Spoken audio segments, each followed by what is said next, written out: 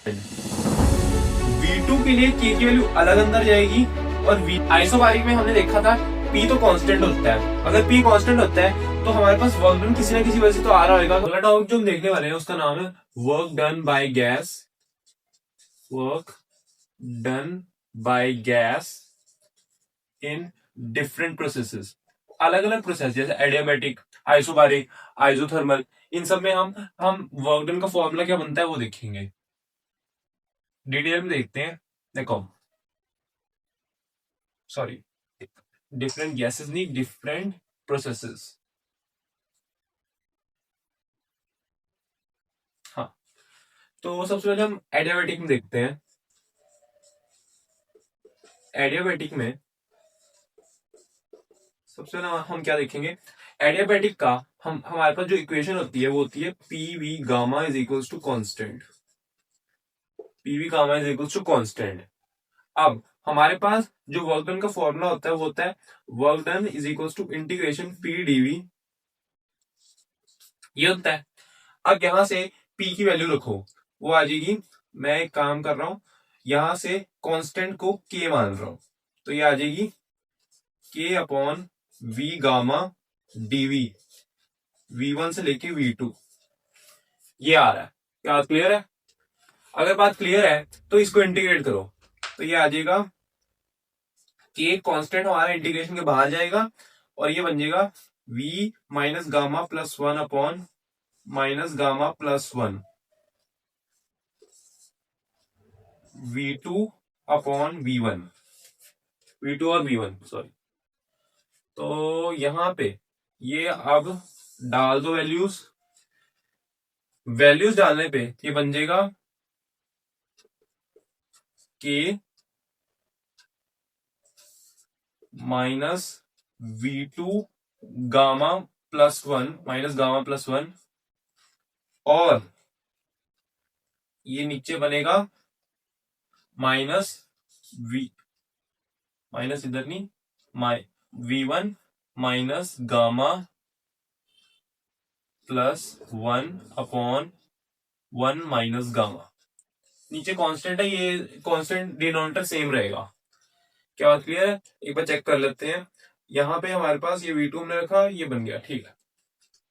अब ये के की क्या कहानी है, के को सॉल्व करेंगे। देखो, ये मैंने लिखी है equation, PV gamma is equal to constant.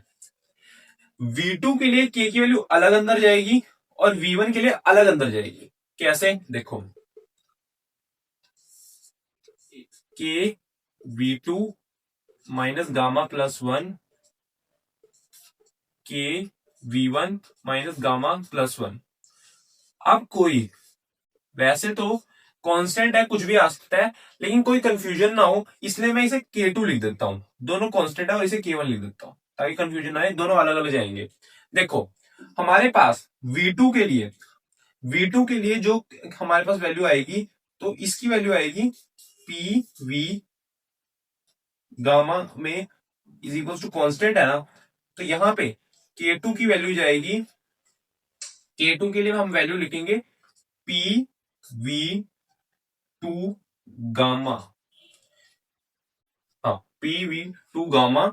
तो यहां पे K2 वैल्यू रखेंगे और पीवी गामा में K1 के लिए जाएगी PV1 गामा। अब रखो जरा, और यहां पे ये भी अलग अलग आएगा, इसके लिए P2 और इसके लिए P1, प्रेशर भी अलग अलग आएगा, ठीक है। हाँ, प्रेशर भी इसमें अलग अलग आएगा। तो रखो वैल्यूज, ये आ जाएगा पी, देखो गामा है हमारे पास, गामा यहां पे कट जाएगा तो ये रह जाएगा PV2 minus P1V1 upon 1 minus gamma. अब देखो, इस चीज को मैं लिख सकता हूं, इस चीज को मैं NR डेल्टा टी भी लिख सकता हूं। देखो, वर्क डन का एक तो ये फॉर्मूला आता है और एक आता है NR delta T upon 1 minus gamma. ये दो फॉर्मूले बनते हैं हमारे पास एडियाबैटिक प्रोसेस में। क्या बात क्लियर है? इसे नोट करो।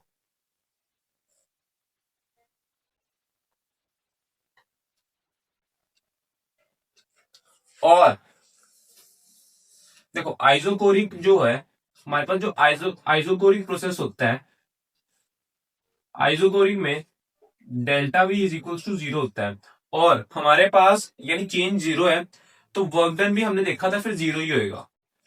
क्या बात क्लियर है? और आइसोबारिक में हमारे पास पी, हमारे पास होता है वर्क डन का फॉर्मूला होता है पी डेल्टा, नहीं सॉरी, हाँ पी डेल्टा वी या फिर एन आर डेल्टा टी। देखो प्रेशर कांस्टेंट है तो वर्क डन बिना कुछ चेंज किए तो आएगा नहीं है, या तो टेम्परेचर का चेंज आ रहा होगा या हमारे पास वॉल्यूम का चेंज आ रहा होगा, दोनों में से एक चेंज आएगा। उस हिसाब से हम क्वेश्चन के हिसाब से हम फॉर्मूला लगा देंगे। अगर हमारे पास वॉल्यूम का चेंज दे रखा होगा तो ये वाला फॉर्मूला लगा देना, और अगर हमारे पास टेम्परेचर चेंज दे रखा होगा तो नीचे वाला लगा देना। क्या क्लियर है? जल्दी से नोट करो, फिर हम आइसोथर्मल पे चलते हैं। अगला जो हम वर्क डन देखने वाले हैं वो है आइसोथर्मल का वर्क डन। आइसोथर्मल में क्या होता है? आइसोथर्मल में हमारे पास वर्क डन का फॉर्मूला होता है इंटीग्रेशन पी डीवी।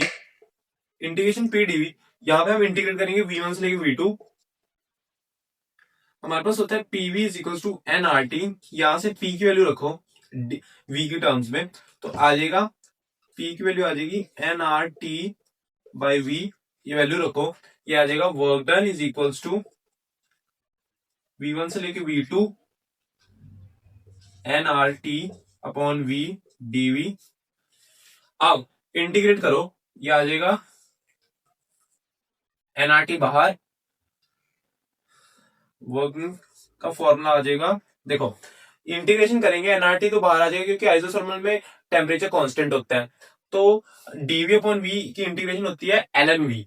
जब V2 और V1 रखेंगे तो आ जाएगा LN V2 minus LN V1, और लॉ की प्रॉपर्टी लगा के हम इसे लिख सकते हैं N R T ln V2 upon V1।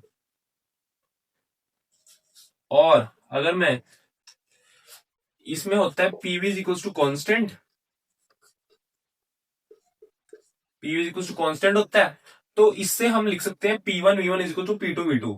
जब इसकी मॉडिफिकेशन इस वाली चीज से करेंगे तो हम लिख सकते हैं N R T L N P1 by P2। ये दोनों फॉर्मूले सही हैं, दोनों का पे सवाल आ सकते हैं और आया हुआ भी है दोनों पे, इसे दोनों नोट करो। ठीक है, इसे नोट करो पहले।